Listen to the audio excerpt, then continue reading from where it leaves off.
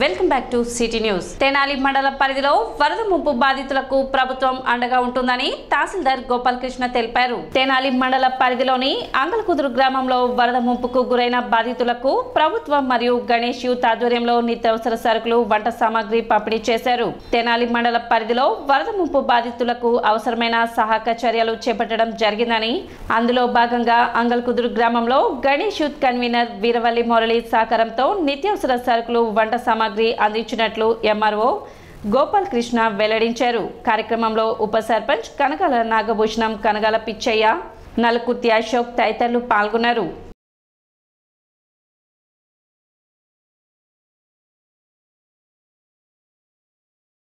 ఇటీవల కురిసిన భారీ వర్షాలకి మన తెనాలి మండలం కూడా కొంత ఎఫెక్ట్ అయింది. అందులో భాగంగా అంగలకుదురులో ఒక 15 మంది, బుర్రిపాలెంలో సుమారు 50 కుటుంబాలు, కోపల్లెలో కూడా ఒక 5 కుటుంబాలు నిరాశ్రయులయ్యారు.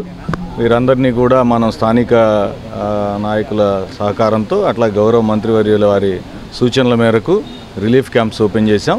అంగలకుదురులో 15 కుటుంబాలని పక్కనే ఉన్న మన ఎలిమెంటరీ స్కూల్లో వాళ్ళకి షెల్టర్ కల్పించాం. వాళ్ళకి సుమారుగా 4-5 రోజుల నుంచి వాళ్ళకి భోజన వసతి ఏర్పాట్లన్నీ కూడా మనకి ఇక్కడ నాగభూషణం గారు కానివ్వండి, మురళి గారు కానివ్వండి, మినిస్టర్ గారు ఎప్పటికప్పుడు సూచనలు ఇవ్వడంతో వారికి కావాల్సిన సదుపాయాలన్నీ కల్పించాం. ఈరోజు వాళ్ళ ఇళ్లలో ఉన్న నీరు తగ్గిందని చెప్తున్నారు. దానికి మన పంచాయతీ సిబ్బంది శానిటేషన్ అంతా కంప్లీట్ చేసి వాళ్ళని ఈరోజు ఇంటికి పంపించే ఏర్పాట్లు చేస్తున్నాం.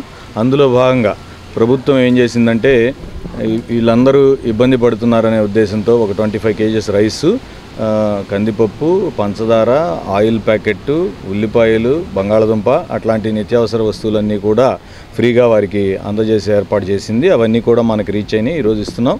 అకాల వర్షాలకి మనం చూసాము, కాలువలన్నీ కూడా పొంగి పొరులుతూ లోతట్టు ప్రాంతాలన్నీ కూడా అనుకోకుండా జలమయమైపోయినాయి. గత 20 సంవత్సరాల్లో ఎప్పుడూ లేనటువంటి ఫ్లడ్స్ ఈసారి మనం చూసాం. ముఖ్యంగా అంగలకుదురు గ్రామంలో లోతట్టు ప్రాంతంలో ఉండేటటువంటి ఒక 16 ఫ్యామిలీసు నడుము లోతులో బాగా ఇబ్బంది పడ్డారు. వెంటనే ఎంఆర్ఓ గారు కూడా వాళ్ళని షిఫ్ట్ చేయటం, వాళ్ళకి కావాల్సినటువంటి బియ్యం కానివ్వండి, నిత్యావసర వస్తువులు కానివ్వండి వెంటనే సమకూర్చటం. సోదరుడు నాగభూషణం కూడా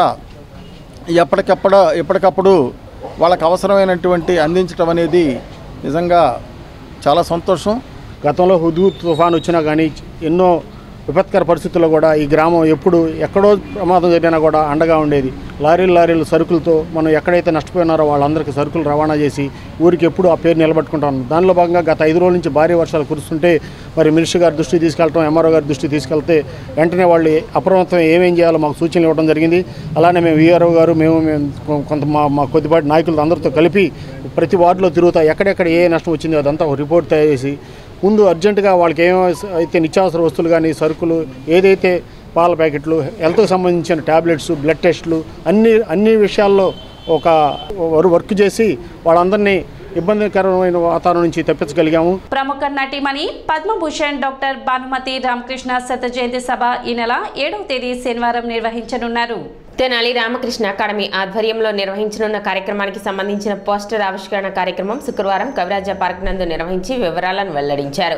7వ తేదీ శనివారం కవిరాజ పార్క్లో నిర్వహించడం జరుగుతుందని, సభ అనంతరం భానుమతి పాటల సంగీత విభావరి ఉంటుందని అకాడమీ సభ్యులు తెలిపారు. సమావేశంలో వెంపటి సత్యనారాయణ, అయినాల మల్లేశ్వరరావు, మోవా సత్యనారాయణ, డివి సోమయ్య శాస్త్రి, జేఎస్ భగవాన్, నత్తయ్య తదితరులు పాల్గొన్నారు.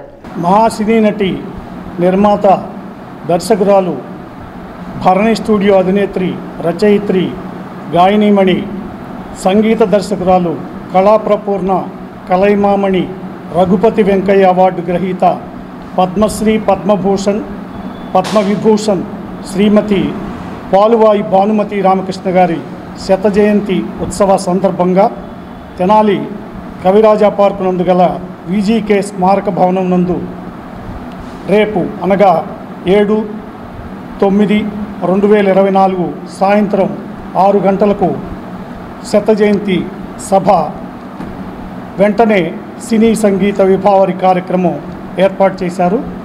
ఈ సభకు డాక్టర్ పాడిపండ్ల దక్షిణామూర్తి గారు అధ్యక్షత వహించెదరు. తొలితరం సినీ కథ నాయకి, నిర్మాత, భరణి స్టూడియోస్ అధినేత్రి, సంగీత గాయకురాలు, విశేషించి మధుర గాయని, కథా రచయిత్రి, దర్శక నిర్మాత, బహుముఖ ప్రజ్ఞాశాలి, పద్మశ్రీ, పద్మభూషణ్ ఇత్యాది బిరుదులు ఉన్నటువంటి డాక్టర్ భానుమతి రామకృష్ణ గారి శత జయంతి సభ మన తెనాలిలో విజికే స్మారక భవన్లో రేపు సాయంత్రం 5:30 గంటలకు జరగనున్నది. ఇది ఒక ప్రతిష్టాత్మకమైనటువంటి కార్యక్రమంగా మేము భావిస్తున్నాం. నేటికి అంటే రేపటికి భానుమతి గారు శత జయంతి సంవత్సరం పూర్తి చేసుకుంటున్నారు. ఆ సందర్భంగా తెనాలి రామకృష్ణ అకాడమీ వారి ఆధ్వర్యంలో ఈ కార్యక్రమాన్ని ఏర్పాటు చేశాం. చిన్న పిల్లలు మరియు స్త్రీలలో పోషకాహార లోపాన్ని పరిష్కరించే విధంగా ప్రతి ఒక్కరికి ఆరోగ్యం అందించేలా ప్రభుత్వం అంగన్వాడీ కేంద్రాల్లో అందిస్తున్న పోషకాహారం ఏ మేరకు ఉపయోగపడుతుంది అనే విషయాలపై అవగాహన కార్యక్రమం నిర్వహించారు. ప్రతి సంవత్సరం సెప్టెంబర్ మాసంలో పోషణ్ మాసోత్సవం నిర్వహించడం జరుగుతుందని ఐసిడిఎస్ సూపర్వైజర్ నాగమణి తెలిపారు. పట్టణం మారిస్పేట మట్టం బజార్ అంగన్వాడీ కేంద్రంలో గర్భిణీలు, బాలింతలకు అవగాహన కల్పిస్తూ రక్తహీనత లేకుండా పాలు, గుడ్లు, ఆకుకూరలు తప్పనిసరిగా తీసుకోవాలని అంగన్వాడీ టీచర్ స్వప్న, వెంకటలక్ష్మి, అనూష తెలిపారు. సచివాలయ ఏఎన్ఎం విజయలక్ష్మి, మహిళా పోలీస్ సౌమ్య తదితరులు పాల్గొన్నారు. పోషకాహార మాసోత్సవాలు మేము 1వ తారీఖు నుంచి 30వ తారీఖు వరకు ఈ సెప్టెంబర్ మాసం అంతా జరుపుకోవడం జరుగుతుంది. ప్రతి అంగన్వాడీ కేంద్రంలోనూ మాకు ఇచ్చిన యాక్టివిటీస్ ప్రకారము ప్రతిరోజు కూడాను అన్ని అంగన్వాడీ కేంద్రాల్లో అదే యాక్టివిటీ చేయించడం జరుగుతుంది. అట్లాగే ఇది పోషకాహార మాసోత్సవాలు కాబట్టి గర్భవతులకి, బాలింతలకి అవగాహన కార్యక్రమం అనేది కల్పించడం జరుగుతుంది. ఇది ప్రతి సంవత్సరం జరుగుతూ ఉంటుంది. దీనిలో భాగంగా వాళ్ళు ఎలాంటి ఆహార పదార్థాలు తీసుకోవాలి, తీసుకోవటం వలన కలిగే లాభాల గురించి గర్భవతులకి, బాలింతలకి, అట్లాగే 6 నెలల నుంచి 3 సంవత్సరాల తల్లులు అందరికీ కూడాను వాళ్ళకి అవగాహన అనేది కల్పిస్తూ ఉంటాము. జాతి నిర్మాణంలో ఉపాధ్యాయుల పాత్ర కీలకమని అంతరిక్ష శాస్త్రవేత్త చందు సాంబశివరావు అన్నారు. బొల్లిమంద శివరామకృష్ణ ఫౌండేషన్ ఆధ్వర్యంలో ఉమ్మడి గుంటూరు జిల్లాలో ఎంపిక చేయబడిన 10 మంది ఉపాధ్యాయులకు కవిరాజ పార్కులో నిర్వహించిన కార్యక్రమం నందు పురస్కారాలను అందజేశారు. ఈ సందర్భంగా జరిగిన సభకు వైష్ణవి కళాశాల ప్రిన్సిపల్ పాటిబండ్ల శ్రీనివాసరావు అధ్యక్షత వహించారు. చందు సాంబశివరావు మాట్లాడుతూ తరగతి గదిలో బోధన చేసి ఉత్తమ విద్యార్థులను తయారు చేసే సమాజాన్ని కూడా చేయగలరన్నారు. డాక్టర్ సర్వేపల్లి రాధాకృష్ణ జీవితాన్ని ఆదర్శంగా తీసుకోవాలన్నారు. మైత్రి హాస్పిటల్ ఎండీ ఆలపాటి కృష్ణ సందీప్ మాట్లాడుతూ సమాజంలో ఉపాధ్యాయుల పాత్ర వివరించారు. ప్రియదర్శిని డిగ్రీ కళాశాల principal Chintala Srinivasarao, senior citizen welfare association అధ్యక్షులు మువ్వా సత్యనారాయణ, ఎస్టీఓ రాష్ట్ర నాయకులు కనపత్తి బెనహర్ ప్రసంగించారు. ఈ రాధాకృష్ణ గారు ఎవరు? ఈ రాధాకృష్ణ గారికి టీచర్గా ఎందుకు మంచి పేరు వచ్చింది, ఆ తర్వాత పొలిటీషియన్, ఆ తర్వాత మిగతా విషయాలు. ఆయన బై ట్రైనింగ్ ఫిలాసఫీ చదువుకున్నాడు, తత్వశాస్త్రం చదువుకున్నాడు.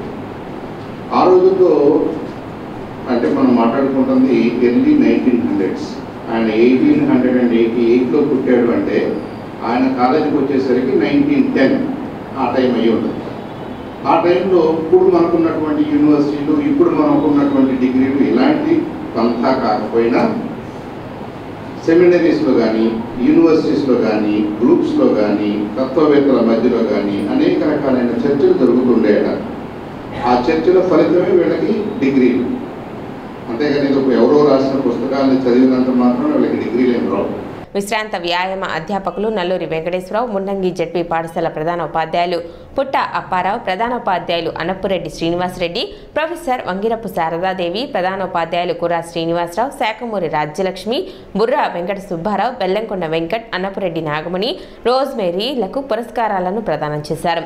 కార్యక్రమాన్ని అధ్యక్ష కార్యదర్శులు వల్లిముంత కృష్ణ, చందు సాంబశివరావు పర్యవేక్షించారు. తొలుత గంగశ్రీ రంగిశెట్టి రమేష్ ఆధ్వర్యంలో కవి సమ్మేళనం నిర్వహించారు. సో ఆ రెస్పెక్ట్, ఆ డిసిప్లిన్ మా మాస్టర్ కూడా పంచిపెట్టుకుని వచ్చేవాడు. ఆయన ఏమన్నా కొట్టాలంటే ఒంగోలు కొట్టేసేవాడు మీద. ఏంటంటే అంత స్ట్రిక్ట్గా ఉండాలన్నమాట. సో ఏంటంటే ఆ టీచరు, ఆ డిసిప్లిన్, సో అది లైఫ్లో నాకు బాగా మెల్లిగా బాగా పాతుకుపోయింది. సో టీచర్ ఓకే, ఒక దేవుడు. టీచర్ అంటే దేవుడు అంతే. ఆ తర్వాత ఏది నేర్చుకుంది ఏంటి, వైద్య వృత్తుల్లోకి వెళ్ళగానే పేషెంట్ అంటే దేవుడు. సో అట్లా ఒక డిసిప్లిన్డ్గా కరెక్ట్ టైంకి ఉండి కరెక్ట్ టైం చూస్తా ప్రతిదీ చూసుకుంటా ఉంటే మన లైఫ్లో మనం డిసిప్లిన్డ్గా ఉంటే మనం ఎంత దూరంగానే వెళ్ళగలం. కానీ ఏంటంటే మనకు సింప్లిసిటీ ఉండాలి. నేను ఇదే చేస్తాను అదే చేస్తాను అనే మాట మాత్రం ఉండకూడదు. ఒక స్టూడెంట్గా నేను చెప్పాల్సింది ఏంటంటే మీరు ఏదైనా చదువుకోండి, కానీ డిసిప్లిన్డ్గా చదువుకోవడం, లైఫ్లో ముందుకెళ్ళడం. ఇంకోటి సార్ చెప్పినట్టు ఏదైనా ఐడియాలజీ ఆఫ్ అన్సర్టనిటీ అంటే ఒక 4 డైమెన్షన్లో మనం ఆలోచించాలి. అంటే ఈఎంసీ ఈజ్బల్ ఎంసీ స్క్వేర్ అనేది తప్పని కాదు, అది 3 డైమెన్షన్స్ వరకే ఈజ్బల్ ఎంసీ స్క్వేర్. ఒక 4th డైమెన్షన్లుగా మనం ఆలోచిస్తే అది కరెక్ట్ కాకపోవచ్చు.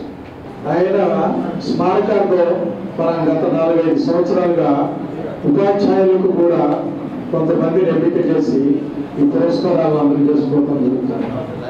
ఈ 2024 సంవత్సరంలో ఉమ్మడి గుంటూరు జిల్లా నుంచి ఒక 10 మంది ఉపాధ్యాయుల్ని ఎంపిక చేసుకునేటట్టు కూడా మనకు తెలిసినటువంటి మిత్రుల ద్వారా ఒక ఉత్తమమైనటువంటి భాషతోటి బోధనతోటి అట్లాగే ఇతర విభాగాలలో ప్రవేశం ఉన్నటువంటి వారి యొక్క నైపుణ్యాలని దృష్టిలోకి తీసుకుని వారు అందించేటువంటి ఫలితాలని దృష్టిలోకి తీసుకుని ఈ 10 మంది ఉపాధ్యాయులను కూడా గౌరవించుకోవడం బాగుంటుంది అనేటువంటి ఆలోచన చేసి ఈ కార్యక్రమాన్ని ఏర్పాటు చేశారు. సిటీ న్యూస్ ముగించే ముందు ముఖ్యాంశాలు మరోసారి.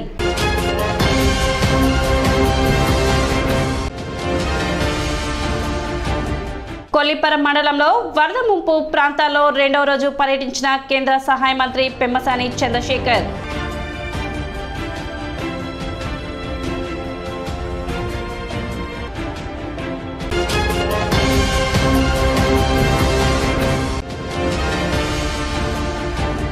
నిత్యావసర సరుకులు ప్రతి ఒక్కరికి చేర్చేందుకు ప్రజలు సహకరించాలి. మంత్రి నాదెండ్ల మనోహర్ విజ్ఞప్తి.